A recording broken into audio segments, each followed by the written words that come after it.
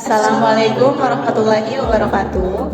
Kami dari kelompok 1 ingin memaparkan tentang organisasi sektor publik sebagai entitas akuntansi di sektor publik. Pada mata kuliah Akuntansi Sektor Publik dengan dosen pengampu Bapak Sabta Setia Dharma SEM Angka. Sebelumnya kami ingin memperkenalkan diri. Nama saya Aditya Raka. Nama saya Priza Maulana. Nama saya Naila Izzati. Nama saya Teti Dewi Dianti. Nama saya Tracy Sugiarto.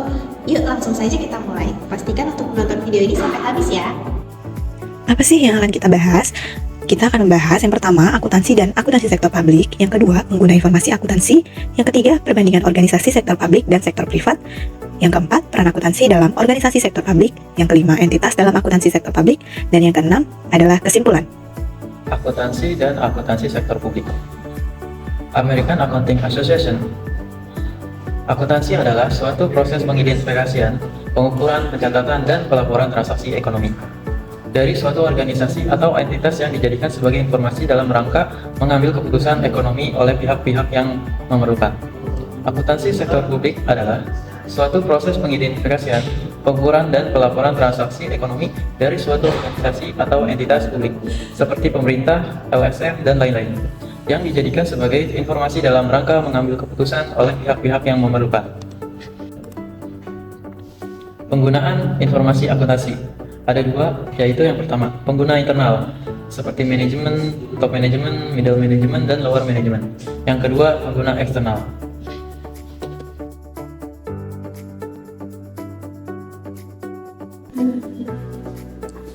Materi ketiga yaitu perbandingan organisasi sektor publik dan sektor privat. Variabel organisasi: tujuan, karakteristik, struktur, proses, dan sumber dana.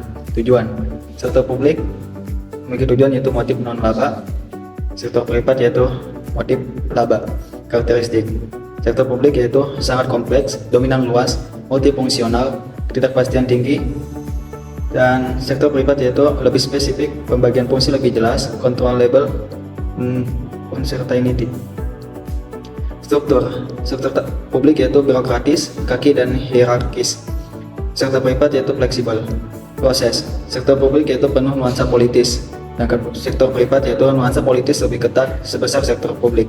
Sumber dana: sektor publik yaitu dari publik, sedangkan sektor privat yaitu pemilik, kreditur, investor, atau shareholder. Selanjutnya materi yang keempat, peran akuntansi dalam organisasi sektor publik.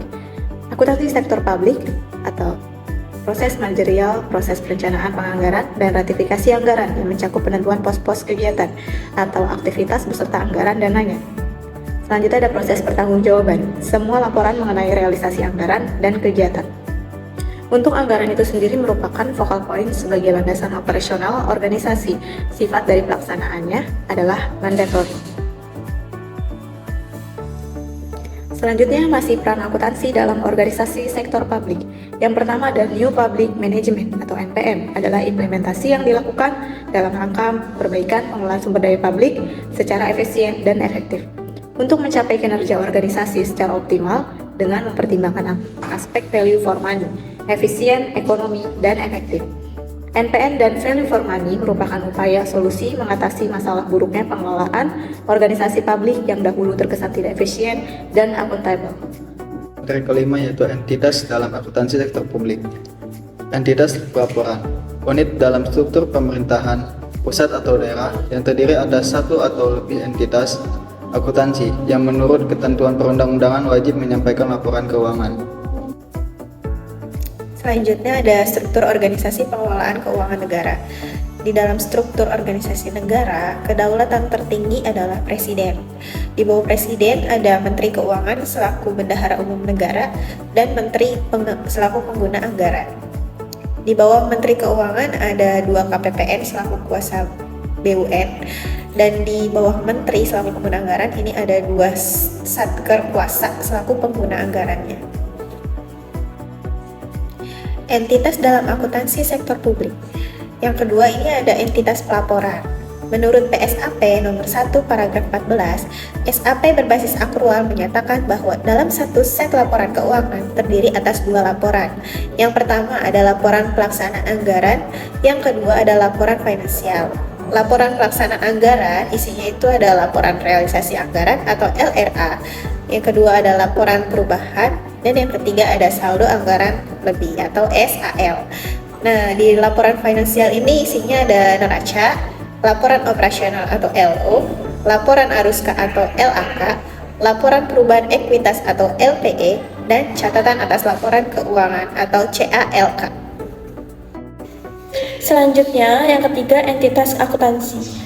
Unit pemerintahan pengguna anggaran yang berkewajiban menyelenggarakan akuntansi dan menyusun laporan keuangan untuk digabungkan pada entitas keuangan. Ritonga tahun 2010. Dan yang terakhir adalah kesimpulan. Akuntansi sektor publik menjadi solusi untuk mengatasi masalah kelangkaan sumber daya organisasi publik untuk dapat dikelola secara efisien, efektif, dan ekonomis untuk menyediakan pelayanan publik yang lebih baik.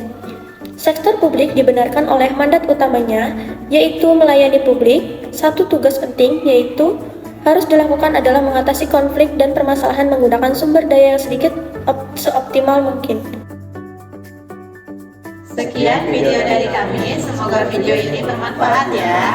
Dan jangan lupa untuk Like, comment, and subscribe. Wassalamualaikum warahmatullahi wabarakatuh.